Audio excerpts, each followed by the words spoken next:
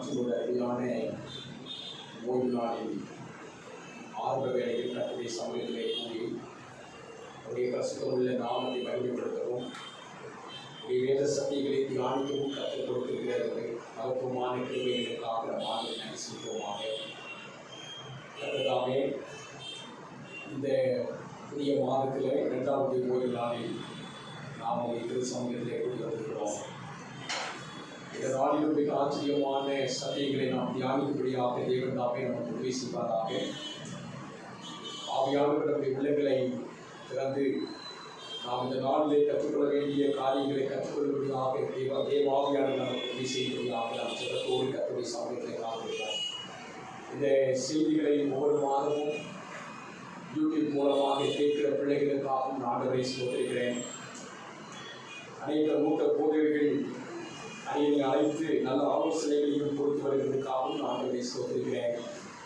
கொஞ்சம் வேகமாக பேசுகிறீர்கள், இன்னும் கொஞ்சம் மெதுவாக பேசினால் அநேகருக்கு பிரயோஜனமாக இருக்கும் என்ற நல்ல ஆலோசனைகளுக்காக நான் வரவேற்கிறேன். கர்த்தரை ஆசீர்வதிப்பாராக. கர்த்தராமே, இந்த நாளிலும் நாம் மிக ஆச்சரியமான பரிசுத்த வேதாகமத்தில் 2 பெரிய சந்ததியை குறித்து, இந்த 2 பெரும் சந்ததியுடைய வித்தியாசத்தை குறித்து நாம் கருத்தாக மிகவும் ஆழமாக நாம் பரிசுத்த வேதத்தில் தியானிக்கும்படியாக இருக்கிறோம். ஆகவே நான் அன்போடு இதை வரவேற்றுக் கொள்கிறேன். கர்த்தருடைய வேதத்தை எடுத்துக்கொள்கிறேன். கர்த்தருடைய பரிசுத்தமான வேதத்தை, வேத வசனங்களை தியானிக்க தேவன் தாமே நமக்கு உதவி செய்வதாக. 2 பெரும் சந்ததி என்கிற தலைப்பில் இந்த நாளிலே கர்த்தருடைய வார்த்தையை கேட்கும்படியாக இருக்கிறோம். 2 மிக நெருங்கிய தோழிகள். அவர்கள் எங்கே போனாலும் ஒன்றாக போவார்கள், எதை செய்தாலும் ஒருமித்தே செய்வார்கள். அவர்கள் உடுப்பு உடுத்தினாலும் கூட 2 பேரும் ஒரே மாதிரியான உடுப்பை தான் உடுத்துவார்கள். அவர்கள் இடத்துல எந்த மாறுபாடும் இல்லை, எந்த வித்தியாசமும் இல்லை. அவர்கள் ஒன்றாகவே எங்கே போனாலும் வருவார்கள். எல்லாருக்கும் ஆச்சரியமாக இருக்கும். இந்த 2 சிநேகிதிகள், தோழிகள் இவ்வளவு நெருக்கமாக, இவ்வளவு ஒரு சிநேகமாக, இவ்வளவு ஒருவருக்கு ஒரு அன்பாக இருக்கிறார்கள் என்று எல்லாரும் ஆச்சரியப்படுவார்கள். ஒரு நாள் 2 பேரும் ஒரு திருவிழியாக நடந்து சென்று கொண்டிருக்கும் போது ஒரு பிரசித்த பெற்ற ஒரு ஞானி எதிர்பட்டு அந்த 2 பேருக்கும் ஒரு காரியத்தை சொன்னார். நீங்கள் முன்பாக போகும்போது ஒரு புதையல் ஒன்று இருக்கிறது, நீங்கள் எடுத்துக்கொள்ளுங்கள். இந்த 2 பேருக்கும் மிகவும் ஆர்வம். அது மாத்திரமல்ல, அவர் சொன்னார், அந்த புதையல் 60 கிலோ எடை உடையதாக இருக்கிறது என்றும் சொன்னார். அந்த 2 தோழிகளுக்கும் மிகுந்த ஆவல் அதை பார்க்க வேண்டும். ஆகவே அவர்கள் 2 பேரும் ஒருமித்து நடந்து போனார்கள். கொஞ்சம் தூரம் நடந்த உடனே ஒரு தோழியுடைய உள்ளத்தில் தோன்றிட்டு, ஏன் அதை 2 பேர் எடுக்க வேண்டும், அதை நாம் மாத்திரம் எடுத்துக்கொண்டால் என்ன? இப்பொழுது உள்ளத்திலே அந்த தோழிக்கு ஒரு விருப்பம், ஒரு ஆசை வந்துவிட்டது. ஆகவே மற்ற தோழியை கொஞ்சம் விட்டுவிட்டு வேகமாக நடக்க ஆரம்பித்தார். இப்பொழுது 2 பேரும் சற்று பிரிகிறார்கள். ஒரு தோழி வேகமாக முன்னாக சென்று அந்த புதை பொருளை எடுத்துக்கொள்கிறாள். எடுத்துக்கொண்டு மிகுந்த சந்தோஷத்தோடு மற்றொரு தோழியை கூட சற்றேனும் எண்ணாமல் அவள் தன் வீட்டுக்கு மகிழ்ச்சியாக போகிறார். பின்னால் வந்த தோழி, தன்னுடைய நெருங்கிய தோழி என்னை விட்டுவிட்டு சென்று விட்டாள் என்று கூட கொஞ்சம் கூட கவலைப்படாமல், ஏன் அப்படி அவள் செய்தாள் என்று கூட எண்ணாமல், அவள் அந்த புதை பொருளை 60 கிலோ மதிப்புள்ள அந்த புதை பொருளை எடுத்து சென்றதை பார்த்து அவள் கொஞ்சம் கூட வருத்தம் அடையவே இல்லை. ஆச்சரியத்திலும் ஆச்சரியம். ஆனால் அவள் நினைத்தால், அந்த ஞானி 2 பேருக்கு தானே சொன்னார், ஒரு புதை பொருள் இருக்கிறது 2 பேருக்கு தானே சொன்னார். அதனால் எனக்கும் ஒரு புதை பொருள் இருக்கும், நிச்சயமாக இறைவன் வைத்திருப்பார் என்ற நம்பிக்கை அவளுக்குள் இருந்ததினாலே தன்னுடைய சக தோழி சிநேகிதி தன்னை விட்டு முன்னாக போனதையும் அவள் அந்த புதை பொருள் எடுத்துக்கொண்டு போனதை குறித்து அவள் கொஞ்சம் கூட கவலைப்படவில்லை. அவளுக்கு ஒரு நம்பிக்கை, எனக்கும் ஒரு புதை பொருள் இருக்கும். ஏனென்றால் 2 பேருக்கும் தானே அந்த ஞானி சொன்னார். ஆகவே இன்னும் கொஞ்சம் தூரம் நடந்து போனால் அவள் ஒரு புதையலை பார்க்கும் வரைக்கும் அவள் நடந்தாள். சோர்ந்து போகாமல் நடந்தாள். ஆச்சரியம் என்னவென்றால், கொஞ்ச தூரத்திலே அரண்மனை வந்தது. அந்த அரண்மனைக்கு வெளியிலே இளவரசர் நின்று கொண்டிருந்தார். இந்த பெண், எனக்கு ஒரு புதையல் தான் இருக்கும் என்று யாரு சொன்னார்? ஆனால் இங்கே அரண்மனை இருக்கிறதே, இளவரசர் கூட நின்று கொண்டிருக்கிறாரே. அந்த இளவரசர் இந்த பெண்ணை பார்த்த உடனே மிகவும் ஆச்சரியம். இந்த வழியாக எந்த பெண் வருகிறாரோ அந்த பெண்ணை தான் திருமணம் செய்ய வேண்டும் என்று அவர் வெளியே நின்று கொண்டிருக்கிறார். ஆச்சரியத்திலும் ஆச்சரியம்.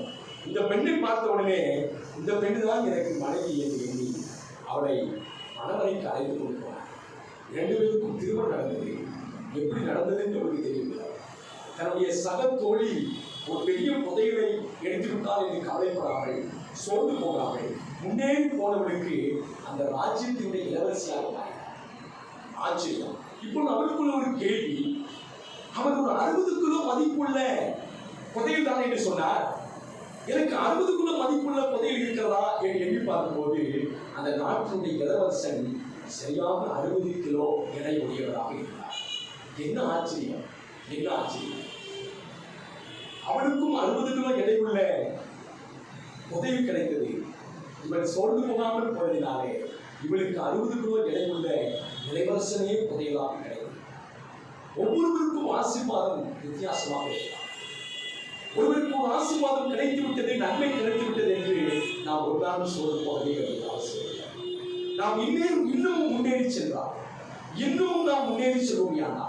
இன்னும் சோர்ந்து போகாமல், மற்றவர்களை குறித்து நாம் ஐயப்படாமல், மற்றவர்கள் இப்படி இருக்கிறார்கள் என்று பார்க்காமல், கடவுள் எனக்காக வைத்திருக்கிற பாக்கியம் பெரியது என்று எண்ணி, எனக்கும் இந்த வேதத்தில் ஆசீர்வாதத்தை வைத்திருக்கிறார், எனக்கும் இந்த வேதத்தில் வாக்குத்தத்தங்களை வைத்திருக்கிறார்.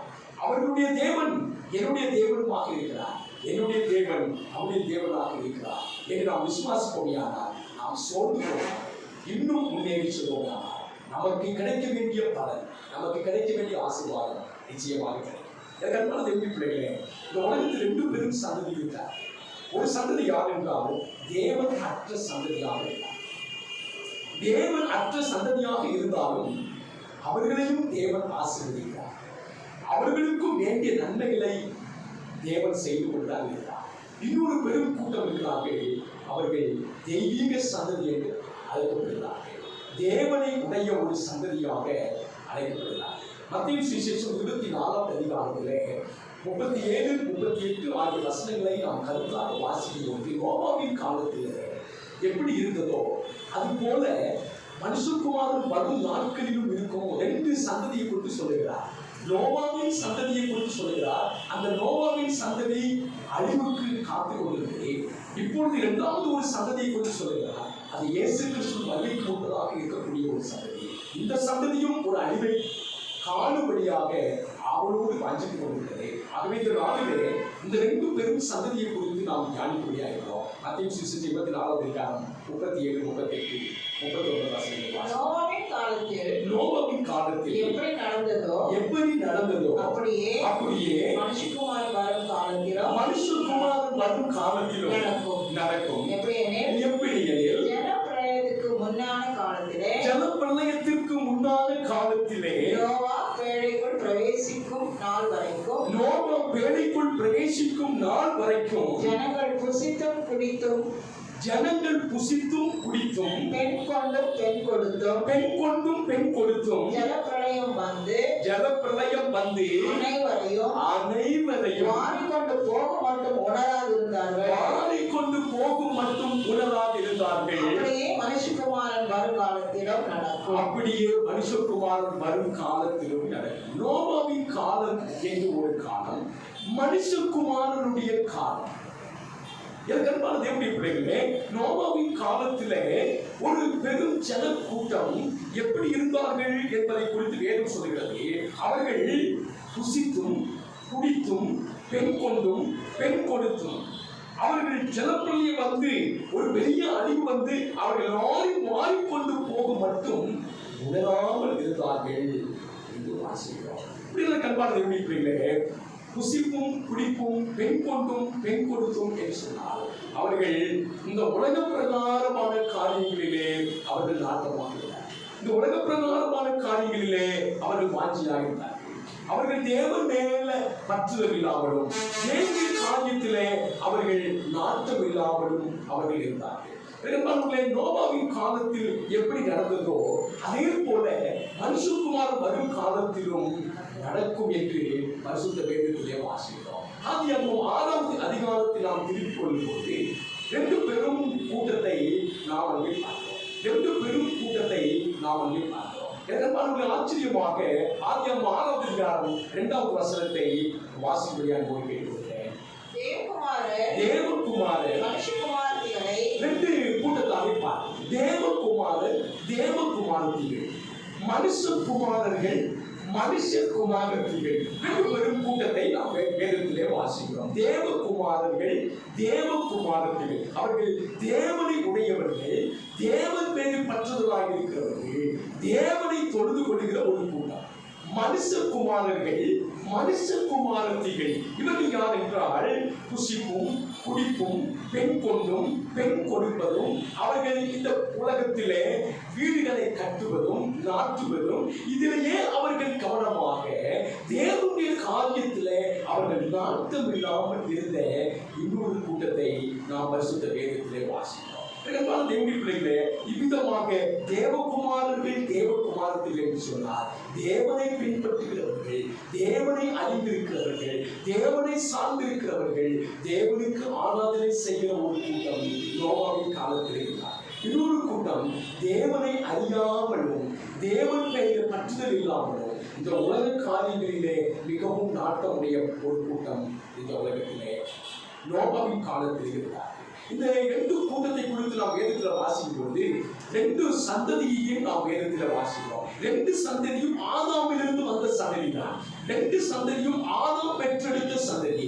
நாமும் ஆதாமுடைய சந்ததியாகத்தான் இருக்கிறோம். நம்முடைய முதல் பெற்றோர் ஆதாமாக இருக்கிறார்கள். அந்த ஆதாமுடைய சந்ததியாக நாமும் இருக்கிறவர்களாக இந்த கடைசி காலத்திலே மனுஷகுமாரனுடைய காலத்திலும் இயேசு கிறிஸ்துவின் 2ஆம் வருகைக்கு முன்பதாகவும் நோவாவின் காலத்திலே அந்த ஆதாமுக்கு பிறந்த ரெண்டு குமாரனுடைய சந்ததி எப்படி இருந்தது என்பதை நாம் மிகவும் கருத்தாக நாம் தியானித்து இந்த நாளிலே நமது ஆதாமுடைய சந்ததியிலே நாம் காயினுடைய சந்ததியாக இருக்கிறோமா அல்லது சேத்தினுடைய சந்ததியாக இருக்கிறோமா என்பதை நாம் கருத்தாக நாம் சிந்திக்கும்படியாக இருக்கிறோம். முதலாவதாக இந்த காயினுடைய சந்ததி, ஆதாமுக்கும் ஏவாளுக்கும் பிறந்த காயின் சந்ததியை குறித்தோம். இரண்டாவதாக ஆதாமுக்கும் ஏவாளுக்கும் பிறந்த ஒரு தேவ சந்ததி என்று அழைக்கப்படுகிற சேத்தினுடைய சந்ததியை குறித்தோம் நாம் மிகவும் ஆழமாக இந்த நாளில் நாம் சிந்திக்க இருக்கிறோம். ஆதியாகமம் 4வது அதிகாரம் 14வது வசனம் இவ்விதமாக சொல்கிறது.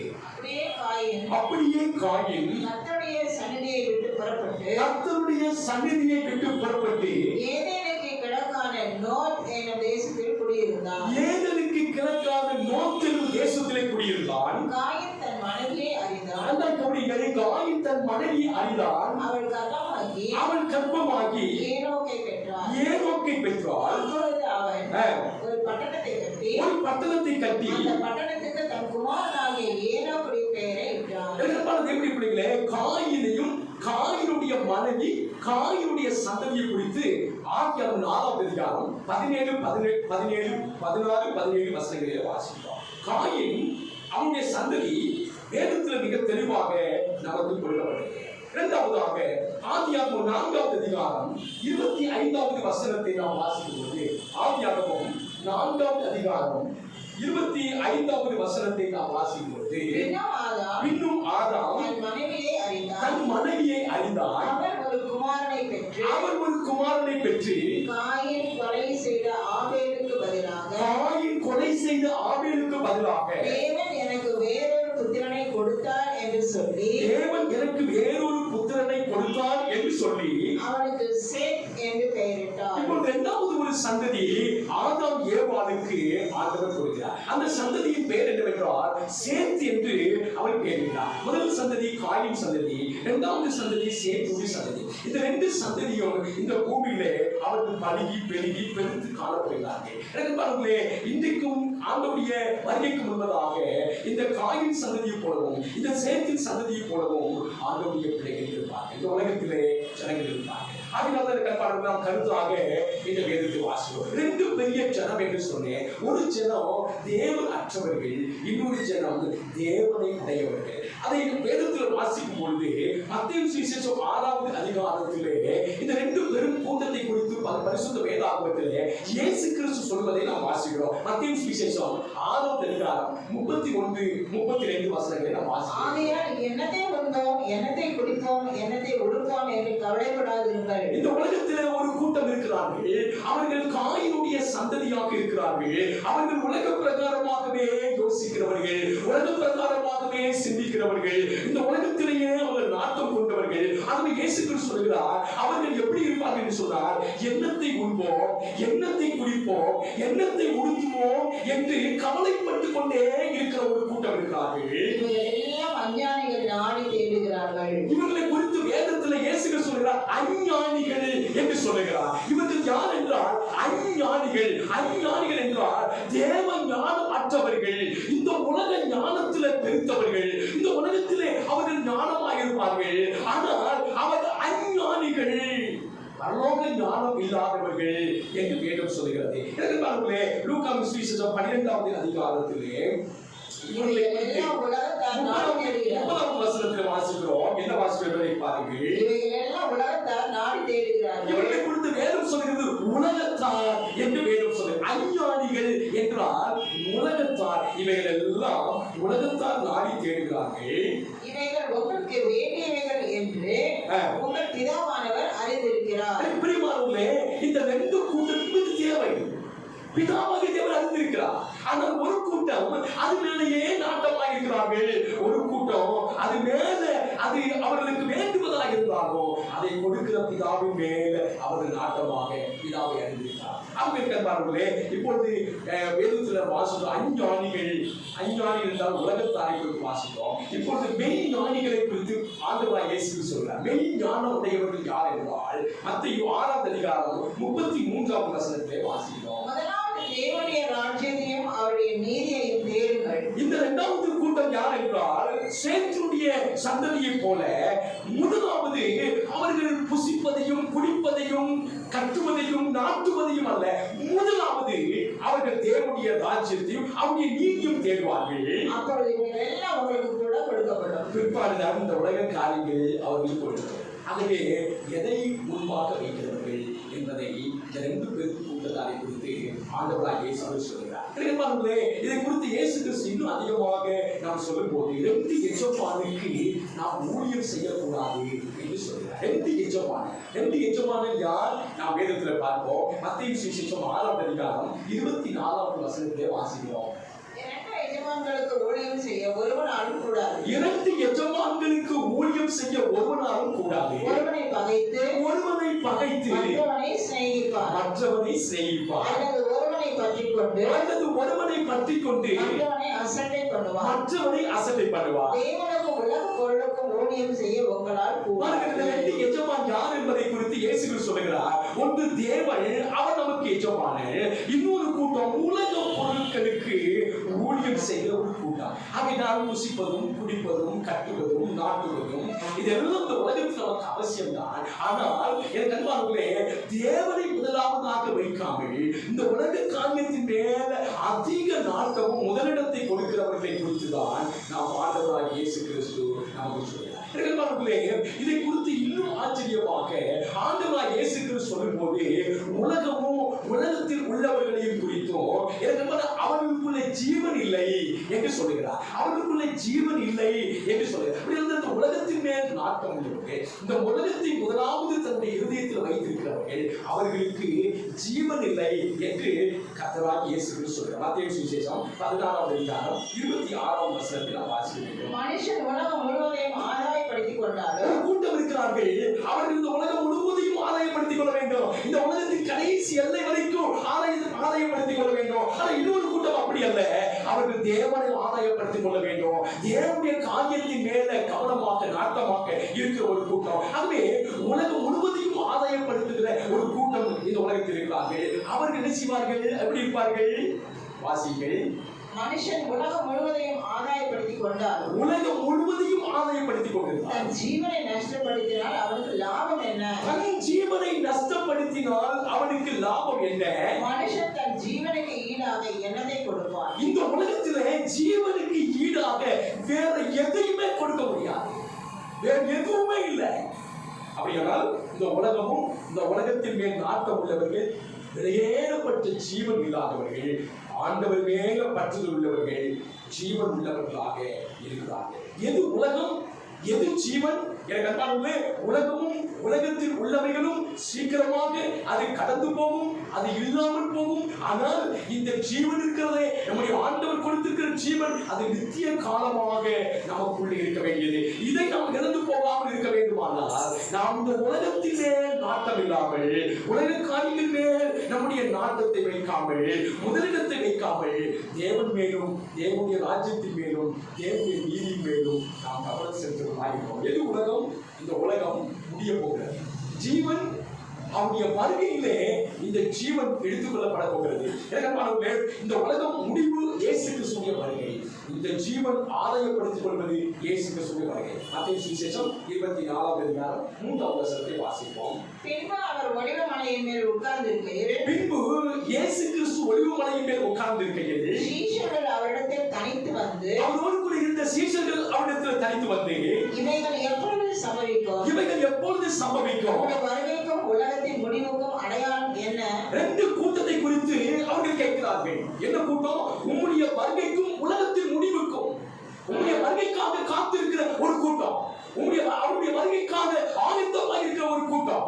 இன்னைக்கு அன்பானவர்களே, மிக தெளிவாக நாம் காயின் சந்ததியா அல்லது சேத்தினுடைய சந்ததியா என்பதை நாம் சிந்திக்க இருக்கிறோம். அதுவே அன்பானவர்களே, இப்பொழுது பரிசுத்த வேதம் சொல்கிறது, உம்முடைய வருகைக்கு ஆயத்தமாக இருக்கிற ஒரு கூட்டம் இருப்பார்கள், உலகத்தின் முடிவுக்கு ஆயத்தமாக இருக்கிற ஒரு கூட்டம்.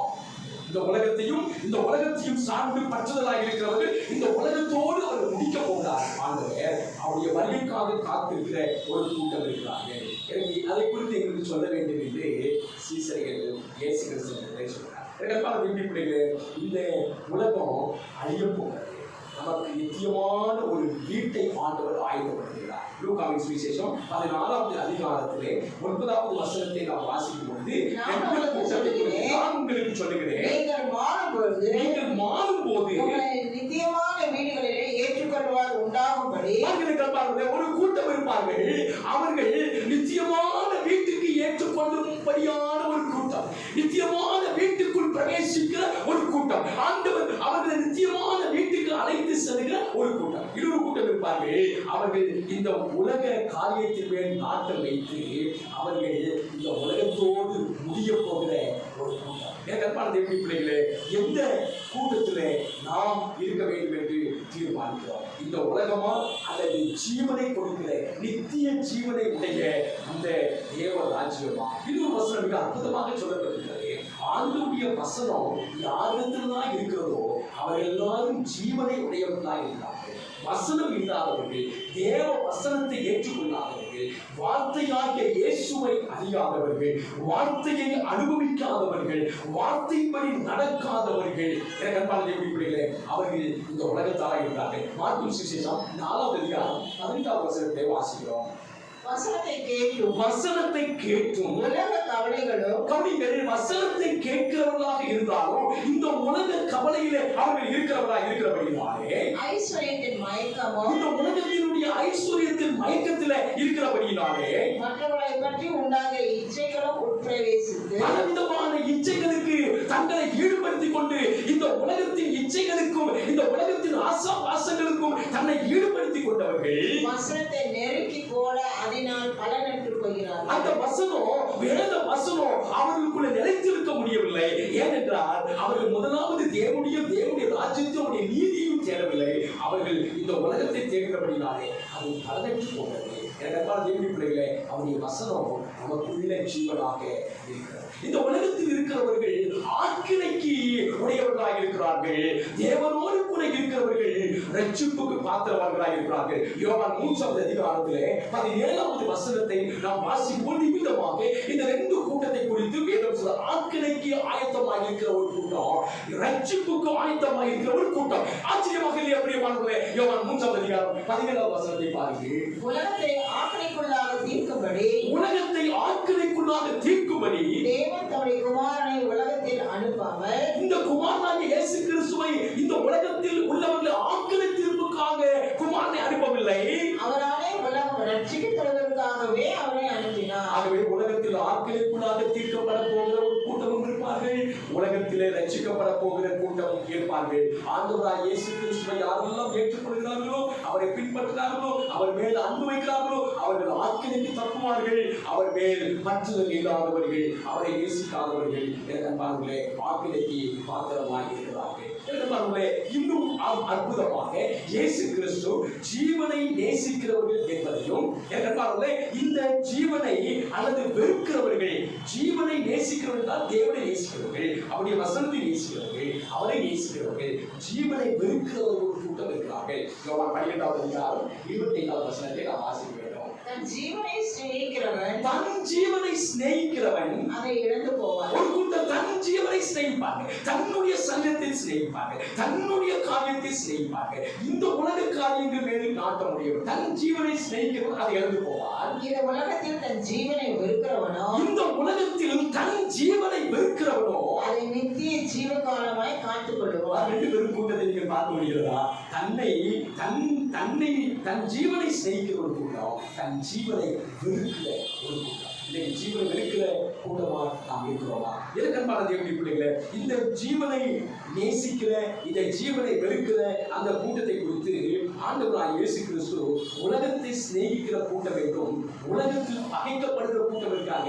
எதற்கன்பானவர்களே, இந்த உலகம் உங்களை சிநேகித்தால் நீங்கள் உலகத்தில் இருக்கிறீர்கள். இந்த உலகம் உங்களை பகைத்தால் நீங்கள் இந்த உலகத்திலே இல்லை, நீங்கள் இந்த உலகத்திற்கு உரியவர்கள் அல்ல, நீங்கள் தேவனுடைய பிள்ளைகள். யோவான் 15வது அதிகாரத்திலே 19வது வசனத்திலே ஆண்டவராகிய இயேசு கிறிஸ்து அழகாக இந்த ரெண்டு கூட்டத்தை குறித்து மிக தெளிவாக சொல்கிறார். நீங்கள் உலகத்தாரா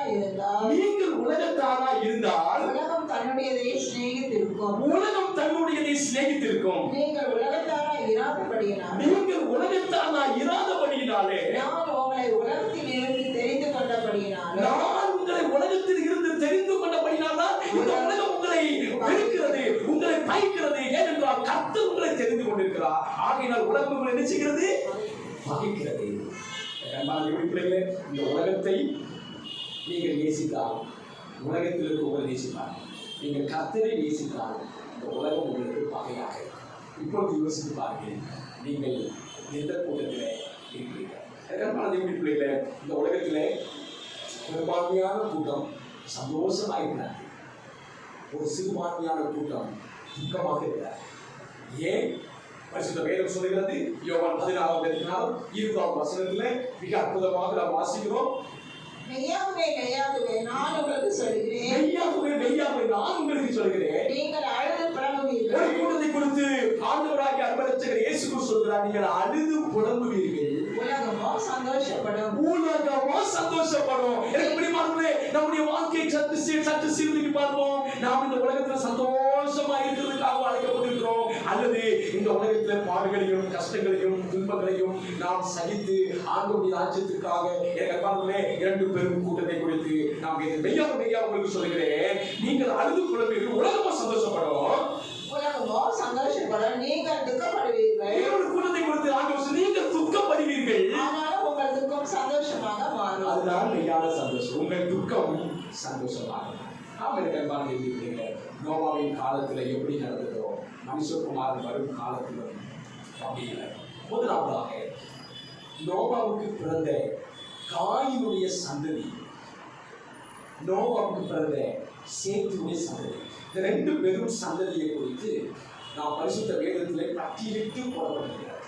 ஆதியாகமத்திலே நாம் மிக தெளிவாக 4வது அதிகாரம் 5, 6 ஆகிய அதிகாரங்களிலே இந்த 2 பெரும் கூட்டத்தை குறித்து நாம் வேதத்தில் வாசிக்கலாம். இப்பொழுது மிகவும் சுருக்கமாக இந்த 2 கூட்டத்தினுடைய வித்தியாசத்தை உங்கள் கண்கள் முன்பாக காட்ட விரும்புகிறேன். முதலாவதாக காயினுடைய கூட்டம் அல்லது காயினுடைய சந்ததி அவர்கள் எப்படி இருந்தார்கள் என்பதை நாம் பரிசுத்த வேதத்தில் கவனித்து பார்க்க வேண்டும். அதுபோல சேத்துடைய சந்ததி அவர்கள் எப்படி இருந்தார்கள் என்பதை நாம் கவனித்து இன்றைக்கு நண்பர்களே நம்முடைய பரிசுத்த வேதாகமத்தில் நாம் மிகவும் ஆழமாக மிகவும் அற்புதமாக இந்த 2 பெரும் சந்ததி எப்படி இருந்தார்கள். ஏனென்றால் பரிசுத்த வேதம் சொல்கிறது நோவாவின் காலத்தில் எப்படி நடந்ததோ அதே போல மனுஷகுமாரன் வரும் காலத்தில் நடக்கும் என்று பரிசுத்த வேதம் சொல்லியிருக்கிறபடினாலே அதை குறித்து சற்று நாம் சிந்திக்க தியானிக்க உதவி செய்யட்டும். ஆதியாகமம் 4வது அதிகாரத்திலே இந்த காயினுடைய சந்ததியை குறித்து பரிசுத்த வேதம் இவ்விதமாக சொல்கிறது.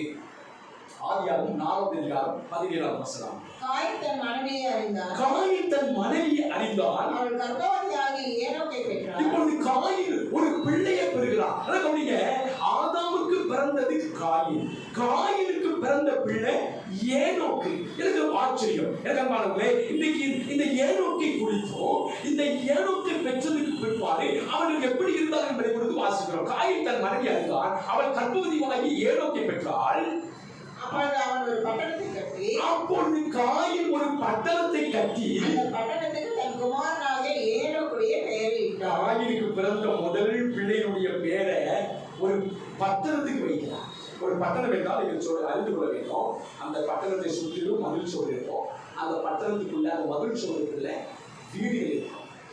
மிக பாதுகாப்பாக இந்த காயின் ஒரு பட்டணத்தை கட்டி அந்த பட்டணத்துக்குள்ளே அவர்கள் வாசம் பண்ணினார். பிள்ளைகளே, இந்த பட்டணத்தை கட்டினது தப்பா, பட்டணத்துக்குள்ள வாசம் பண்ணது தப்பா என்றால் கண்மானங்களே அதை குறித்து பரிசுத்த வேதம் என்று சொல்லவில்லை. ஆனால் இந்த காயின் என்ன செய்தார் என்றால் பட்டணத்தை கட்டினதும் ஒரு பிரம்மாண்டமான பட்டணத்தை கட்டி அதில் வாசம் பண்ண வேண்டும் என்கிற எண்ணம் அவனுக்கு ஏன் வந்தது என்பதை குறித்து வேதம் சொல்கிறார்.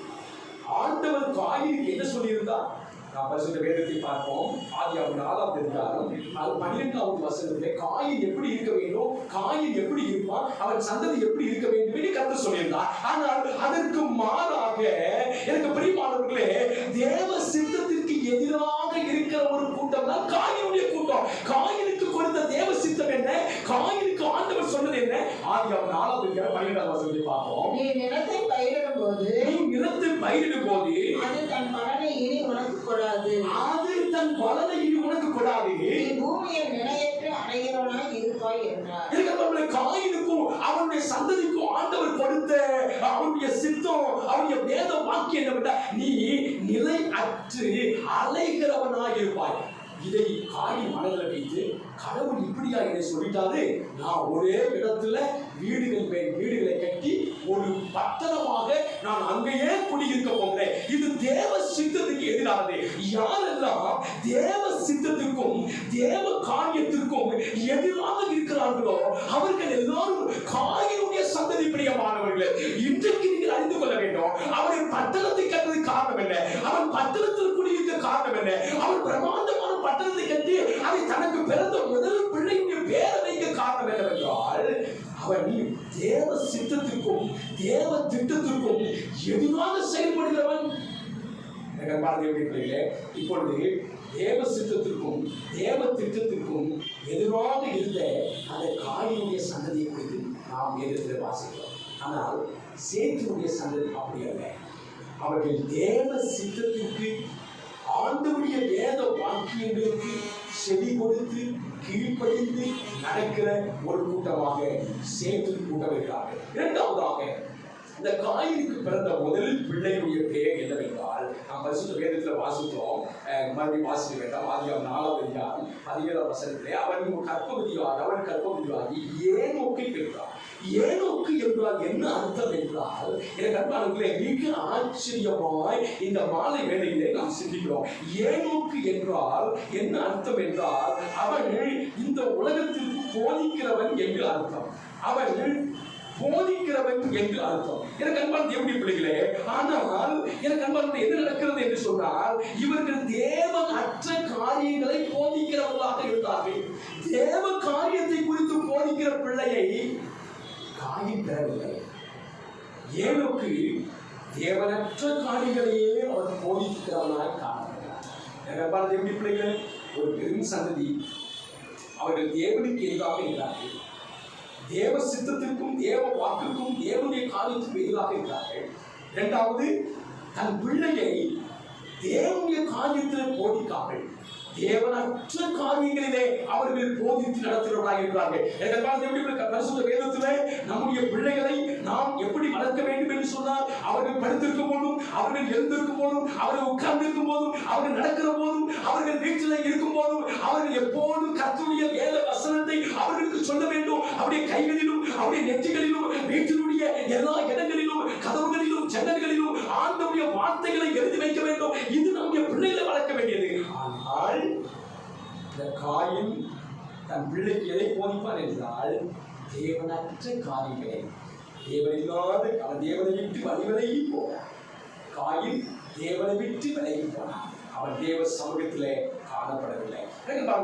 மூன்றாவதாக, காயினுடைய சந்ததி எப்படி இருந்தார் என்பதை இங்கு அறிய வேண்டுமானால், ஆதியாகமம் 40வது அதிகாரம் 20வது வசனத்தை பாருங்கள். அவர்கள் தேவனுக்கு பதிலாக, ஒவ்வொன்றும் ஒவ்வொரு ஆச்சரியமான காரியம். முதலாவது, தேவனுக்கு எதிராக அவர்கள் இருந்தார்கள். இரண்டாவது, தேவனுடைய காரியத்தை போதிக்காமல் இந்த உலக காரியங்களை குறித்து அதிகமாய் போதித்து நடத்துகிறவர்களாக இருந்தார்கள். இப்பொழுது மூன்றாவதாக, தேவனுக்கு பதிலாக இந்த பூமியிலே அவர்கள் என்னென்ன காரியங்கள் உடையவர்களாக இருந்தார்கள் என்பதை நீங்கள் கவனித்து பார்க்க வேண்டும். ஆதியாகமம் 40வது அதிகாரம் 20வது வசனம், 21, 22 வசனங்களை வாசிக்கிறேன். ஆதாம் யாபாலை பெற்றார். ஆதாம் யாபாலை பெற்றார். அவன் கூடாரங்களில் வாசம் பண்ணுகிறவர்களுக்கும், தேவனை விட்டுவிட்டு இப்பொழுது அவர்கள் கூடாரங்களில் வாசம் பண்ணுகிறவர்களாகவும், மந்தை மேய்க்கிறவர்களுக்கும் தகப்பனானான். மந்தை மேய்க்கிறவர்களாகவும். அவன் சகோதரிய பேர் யூபால். அவன் சகோதரிய பேர் யூபால். அவன் கிணறுக்காரன், நாதசுரக்காரன், யாவருக்கும் தகப்பனானான். இப்போ தேவனுக்கு பதிலாக இவர்கள் எதையெல்லாம் உண்டாக்கிறார்கள் என்பதை பாருங்கள். தேவனுக்கு பதிலாக அவர்கள் கூடாரங்களை உண்டாக்குறவர்களாகவும், அவர்கள் கிண்ணறங்களை உண்டாக்குறவர்களாகவும், நாதசுரங்களை உண்டாக்குறவர்களாகவும். அடுத்து பாருங்கள் 22வது வசனம். சில்லாலும் தூபாலும் காயினை பெற்றார். சில்லாலும் தூபாலும் காயினை பெற்றார். அவன் தித்தனை, இரும்பு முதலியவற்றின் தொழில்கள் யாவருக்கும் ஆச்சரியனானார். அவர்கள் மிகப்பெரிய தொழில் அதிபர்களாக மாறுகிறார்கள். மிகப்பெரிய தொழில் அதிபர்களாக அவர்கள் தொழில் செய்தவர்களாக.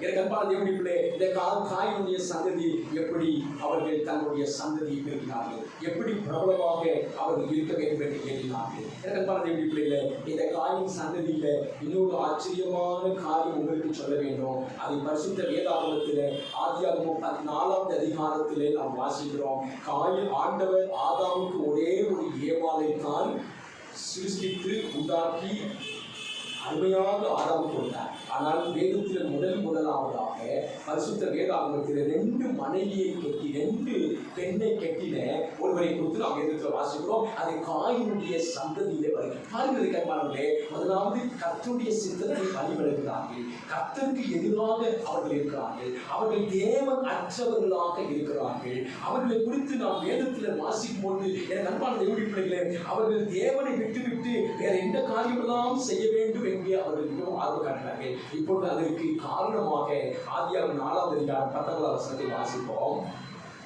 லாமேக்கு 2 ஸ்திரீகளை விவாகம் பண்ணினார். இந்த காயின் சந்ததியில வந்த லாமேக்கு 2 ஸ்திரீகளை விவாகம் பண்ணினார். ஒருத்திக்கு ஆதாள் என்று பெயர், ஒருத்திக்கு ஆதாள் என்று பெயர், மற்றொருத்திக்கு சில்லாள் என்று பெயர். என்ன பாருங்களே, இந்த திருமணம் நடந்ததுக்கு பின்பாடு என்ன நடந்தது தெரியுமா? இந்த லாமேக்கு கொலை செய்தான். நல்லா கவனிக்க பிரியமானவர்களே, ஆண்டவருடைய திட்டத்தையும் ஆண்டவருடைய சித்தத்தையும் ஆண்டவருடைய வாக்கையும் நாம மீறி நடக்கும் போது நம்முடைய குடும்பத்தில் பெரிய பிரச்சனைகள், சஞ்சலங்கள், வேதனைகள், வருத்தங்கள். இப்பொழுது இந்த லாமேக்கு 2 ஸ்திரீகளை விவாகம் பண்ணுகிறார். பிள்ளைகளே, நீங்கள் கவனித்து பாருங்கள். இது எவ்வளவு ஆண்டவருக்கு அருவருப்பானது என்பதை கவனித்து பாருங்கள். இந்த 2 ஸ்திரீயை விவாகம் பண்ணின, திருமணம் பண்ணின இந்த லாமேக்கு என்ன செய்யலாம் தெரியுமா? அதே அதிகாரம் 23வது வசனத்தை வாசிக்கும் பொழுது, லாமேக்கு தன் மனைவிகளை பார்த்து, ஆதாளே சில்லாளே, செய்தாரே, நான் சொல்வதை கேளுங்கள். நான் சொல்வதை கேளுங்கள். லாமேக்கின் மனைவிகளே, லாமேக்கின் மனைவிகளே, என் சத்தத்துக்கு செவி கொடுங்கள். என் சத்தத்துக்கு செவி கொடுங்கள். எனக்கு காயம் உண்டாக ஒரு மனுஷனை கொன்றேன். பாருங்கள் கண்பார்களே, கொலை செய்கிறார். எனக்கு தழும்புண்டாக ஒரு வாலிபனை கொலை செய்தேன். கண்பான தேவனுடைய பிள்ளைகளே, நம்முடைய வாழ்க்கையில நாம் ஆண்டவரின் திட்டத்தை நாம் மீறி போகும்போது, ஆண்டவருடைய சித்தத்துக்கு மாறாக நாம் செய்யும் போது அங்கே விபரீதங்கள் நடக்கிறதை நாம் பார்க்கிறோம். காயினுடைய சந்ததி பரிசுத்த வேதம் சொல்கிறது, அவர்கள் யாருமே கர்த்தரை தொழுது கொள்ளவில்லை, அவர்கள் யாருமே கர்த்தரை ஆராதிக்கவில்லை. அவர்கள் தேவனுக்கு எதிராக இருந்தார்கள். அவர்கள் தேவனுக்கு பதிலாக இந்த உலகத்தில் என்னென்ன காரியங்கள் வேண்டுமோ அதையெல்லாம் ரொம்ப சுகமாக அவர்கள் அதெல்லாம் பிரபலமானவர்களாக காணப்பட்டார்கள். என் அன்பான தேவனுடைய பிள்ளைகளே, அவர்கள் 2 மனைவி திருமணம் செய்கிறவர்களாய் இருக்கிறார்கள். இப்பொழுது கர்த்தருடைய வேதத்தில் வாசித்தோம், அவர்கள் கொலை செய்கிறவர்களாய் மாறினார்கள். இப்பொழுது இந்த சந்ததி குறித்து வேதம் சொல்கிறது, அவர்கள் யாருக்குமே தேவ பயம் இல்லை, அவர்கள் யாருமே தேவனை தொழுது கொள்ளவே இல்லை.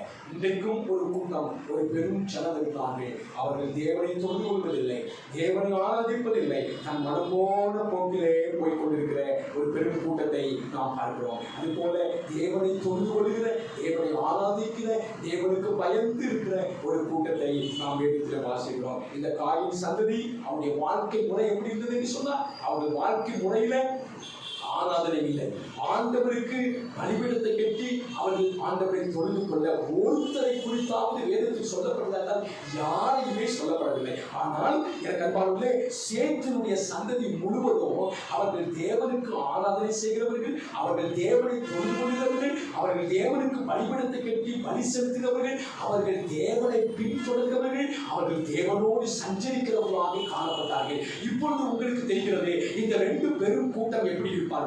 இப்பொழுது வசனத்தை வாசிப்போம். ஆதியாகமம் 4ஆம் அதிகாரம் 26ஆம் வசனம். சேத்துக்கும் ஒரு குமாரன் பிறந்தார். சேத்துக்கும் ஒரு குமாரன் பிறந்தார். அவனுக்கு ஏனோஸ் என்று பெயரிட்டார். அவனுக்கு ஏனோஸ் என்று பெயரிட்டார். அப்பொழுது மனுஷர் கர்த்தருடைய நாமத்தை தொழுது கொள்ள ஆரம்பித்தார்கள். எப்பொழுது சேத்துக்கு சந்ததி வந்ததோ அப்பொழுதுதான் அவர்கள் தேவனை தொழுது கொள்ள ஆரம்பித்தார்கள். காயின் சந்ததி எந்த தெய்வத்தையும் அவர்கள் தொழுது கொள்ளவில்லை. அவர்கள் இந்த உலகம்தான் அவர்களுக்கு என்று இருந்தார்கள். காயினுடைய குணம் எப்படி இருந்தது? காயினுடைய குணம் எப்படி இருந்தது என்றால், எனக்கு அன்பான தேவனுடைய பிள்ளைகளே, அந்த காயினுடைய சந்ததி தேவனை சஞ்சரிக்கவில்லை, தேவனோடு கூட அவர்கள் நடக்கவில்லை. ஆனால் இந்த சேத்துடைய சந்ததியை நீங்கள் பார்ப்பீர்களா, அவர்கள் தேவனோடு சஞ்சரித்துக் கொண்டிருந்தார்கள். ஏனோக்கு என்ற மனுஷன் நமக்கு தெரியும். அந்த காயினுடைய குடும்பத்தில் பிறந்த ஏனோக்கு அப்படி அல்ல. ஆனால் இந்த சேத்துடைய குடும்பத்தில் பிறந்த ஏனோக்கு கர்த்தரால் போதிக்கப்பட்டிருக்கிறவன், கர்த்தரால் போதிக்கிறவன் என்று அர்த்தம் கொள்கிற அந்த ஏனோக்கு எப்படி இருந்தார்கள் பாருங்கள். ஆகிய 5ஆம் அதிகாரம் 22ஆம் வசனம். ஏனோக்கு மெத்துசலாவை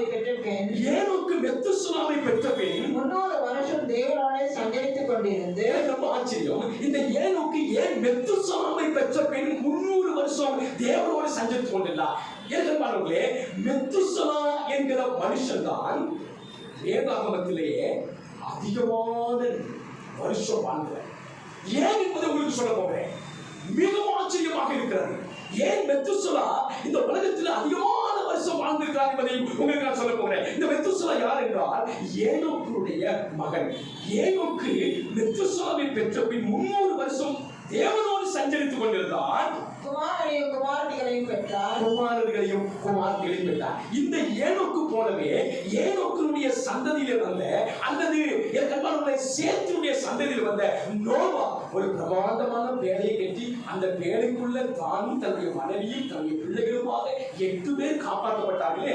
அந்த நோவாவை குறித்து வேதம் சொல்கிறது, எப்படி ஏனோக்கு தேவனோடு சஞ்சரித்துக் கொண்டிருந்தாரோ அது போல நோவாவும் தேவனோடு சஞ்சரித்துக் கொண்டிருந்தார். ஆதியாகமம் 6ஆம் அதிகாரம் 9ஆம் வசனத்திலே வாசிக்கிறோம். நோவாவின் வம்ச வரலாறு. நோவா தன் காலத்தில் இருந்தவர்களுக்குள்ளே நீதிமானும் உத்தமனுமாய் இருந்தார். நோவா தேவனோடே சஞ்சரித்துக் கொண்டிருந்தார். இந்த சந்ததி முழுவதும், சேத்துடைய சந்ததி முழுவதும் தேவனை ஆராதிக்கிறவர்கள், தேவனை தொழுது கொள்கிறவர்கள், தேவனுக்கு பலிபீடத்தை கட்டி அவர் தேவனுக்கு பலி செலுத்துகிறவர்கள், தேவனை தொழுது கொள்கிறவர்கள், தேவனோடு கூட சஞ்சரிக்கிற ஒரு பெரும் கூட்டமாக தேவ பிள்ளைகள் காணப்பட்டார்கள். பிள்ளைகளே, நோவாவின் காலத்தில் எப்படி நடந்ததோ அப்படியே கர்த்தராகிய இயேசு கிறிஸ்துவின் வருகைக்கு முன்னதாக இந்த உலகம் இருக்கும். பிள்ளைகளே, மெத்துசலா யார் என்றால் அருமையாக நாம் வேதத்தில் வாசித்தோம் ஏனோக்கினுடைய குமாரன் மெத்துசலா. அவனுக்கு ஏன் மெத்துசலா என்று பெயர் வைத்தார் என்றால் நண்பர்களே வேதம் சொல்கிறது இவன் மரிக்கும் போது இந்த மெத்துசலா இருக்கிறானே அதுக்கு என்ன அர்த்தம் என்றால் இவன் இறந்தவுடன் அது அனுப்பப்படும். மெத்துசலாவுக்கு பேர் என்னன்னா இவன் இறந்தவுடன் அது அனுப்பப்படும். என்ன அனுப்பப்படும்? ஜனப்பரலை வந்து இந்த உலகத்தின் மக்களை மாறிக்கொண்டு போகும். எவ்வளவு அற்புதமாக தன் பிள்ளைக்கு பேர் வைத்து அந்த மெத்துசலா என்னைக்கு மரிக்கிறானோ அதுதான் அடையாளம். அவன் எப்போ மரிக்கிறானோ எப்பொழுதுதான் மெத்துசலாவுக்கு சோகலாக ஆகுதோ, எப்பொழுதுதான் மெத்துசலா வியாதிப்படாமோ பயந்து கொண்டிருப்பார்கள். அந்த குடும்பமே பயந்து இருக்கும். ஏன்னா மெத்துசலா செத்து போயிட்டானா அது அனுப்பப்படும். எது அனுப்பப்படும்? ஜலப்பிரளயம் அனுப்பப்படும். இந்த உலகம் அழியும். அதுதான் தீர்க்க தரிசனம், அதுதான் தரிசனம். அதைத்தான் அவர்கள் எண்ணிக்கொண்டிருந்தார்கள். ஆகினாலே என்பார்களே இந்த மெத்துசலா இந்த பூமியில வாழ்ந்த மனிதர்களே எத்தனை வருஷம் வாழ்ந்தா தெரியுமா? வேதத்தை பாருங்கள். ஆதியாகமம் 5வது அதிகாரத்திலே நாம் வாசிக்கிறோம் 27வது வசனம் நினைக்கிறேன். மெத்துசலாவுடைய நாளெல்லாம் 969 வருஷம். 969 வருஷம். 1000 வருஷத்திற்குள்ளாக எவ்வளவு ஆச்சரியம், எவ்வளவு நீண்ட காலம். ஏன் அப்படின்னா அவ்வளவு கிருபை ஆண்டவர் மெத்துசலா வாழ்ந்த காலத்தில் வைத்திருந்தார். 969 வருஷம் ஆண்டவர் காத்துக் கொண்டிருந்தார். எதற்காக? ஜலப்பிரளயத்தை கொண்டு வந்து இந்த உலகத்தை அழிப்பதற்காக ஆண்டவர் எடுத்துக்கொண்ட காலம் என்னன்னா 969 வருஷம். எவ்வளவு நீண்ட வருஷம், எவ்வளவு நீண்ட காலம். அது வரைக்கும் மெத்துசலா உயிரோடு இருக்க வேண்டும் என்பது தேவனுடைய சித்தமாக இருந்தது. அவன் மரிக்கும் போது ஜலப்பிரளயம் வரும். எவ்வளவு ஆச்சரியமான சத்தியம், எவ்வளவு ஆச்சரியமான சத்தியம். அவர்கள் பட்டணத்தை கட்டினார்கள், தேவ சித்தத்தை கேட்டார்கள். அவர்களுக்கு பிறந்த முதல் குமாரன் ஏனோக்கு என்று பெயர் வைத்தார்கள். அது தேவனுடைய போதனை அல்ல, பிசாசுடைய உலக போதனையில வளர்த்தார்கள். காயின் சந்ததி என்ன செய்தார்கள்? தேவனுக்கு பதிலாக இந்த உலகத்தில் என்னென்ன நாட்ட வேண்டுமோ, எதெல்லாம் கட்ட வேண்டுமோ, எதெல்லாம் அவர்களுக்கு ஆடவர வேண்டுமோ, நடனம் கூத்து எல்லாம் அவருடைய வாழ்க்கையில நிரம்ப காணப்பட்டது. எதுக்காகனா தேவனை விட்டு வழிபடுவது. தேவனுக்கு பதிலாக அவர்கள் உலகத்திலே பெரிய பெரிய பயங்கரமான காரியத்தில் அவர்கள் செய்து வைத்தார்கள். அதை அவர்கள் தொழுது கொண்டார்கள், அதை அவர்கள் ஆராதித்து வந்தார்கள். கடவுளை அவர்கள் மறந்து போனார்கள். காயின் சந்ததி எப்படி திருமணம் இருந்தது? பலதான திருமணம் காயின் சந்ததி இருந்தது. ஆனால் சேத்துடைய சந்ததியில தேவனோடு சஞ்சரிக்கிறவர்களாக, தேவனுக்கு பயந்து தேவனுடைய நெறிமுறைகளை பின்பற்றுவதாக இருந்தார்கள். காயின் சந்ததியின் வாழ்க்கை முறை முடிந்தது. அவர்கள் யாரும் கர்த்தரை தொழுது கொள்ளவில்லை, ஜீவனுள்ள தேவனுக்கு ஆராதனை செய்யவில்லை. ஆனால் சேத்துடைய சந்ததி தேவனுக்கு எப்போதும் ஆராதனை செய்து தேவனை மையப்படுத்திக் கொண்டு அவரோடு கூட சஞ்சரிக்கிறவர்களாக இருந்தார்கள். காயினுடைய சந்ததியின் குணம் எப்படி இருந்தது? அவர்கள் தேவ குணத்தை உடையவர்களாக அல்ல, இந்த உலக பிரகாரமான காரியங்கள் அவர்கள் அதிகமாக நாட்டுகிறவர்களாக இருந்தார்கள். தேவ சந்நிதி காயினுடைய சந்ததி எப்படி இருந்தது? தரிசனமே இல்லை.